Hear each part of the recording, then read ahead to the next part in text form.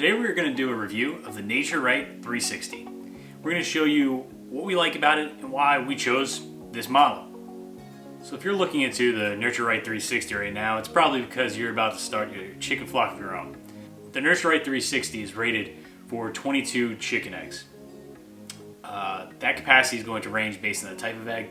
If it's a duck egg is larger, so it's going to be slightly less. You might be able to hold 18 of them. Where if it's, let's say, a pheasant egg, which is a lot smaller, you'll probably get a few more in there.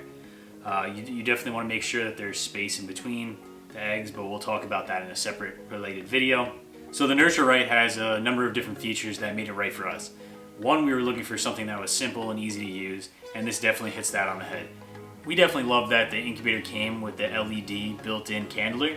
If you're going to be using an incubator to help you hatch chicks of your own, you're definitely going to need a candler. So the candler is going to allow you to see if there's any life being formed within the egg before you actually place it in the incubator. This is going to increase your success rate of what actually is coming out of this in the 21st day hatched.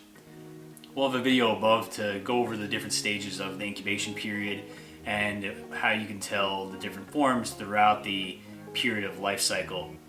Another feature that this incubator has is the automatic egg turner. Every 3 days for the first 18 days, eggs are needed to turn.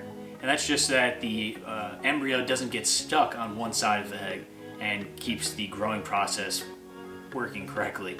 After the 18th day, it also will automatically shut off because the next 3 days, you're not going to be turning them. They're getting ready to hatch, and at that 21st day mark, you should see an incubator filled with a bunch of new baby chicks. By having the built-in preset temperatures, I don't have to fuss with making sure the temperature is correct, checking to see if the humidity is increased or decreased, and how do I compensate for that through the temperature.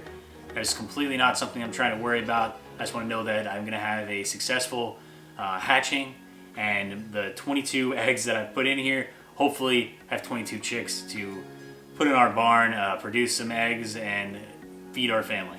Easy pour feature.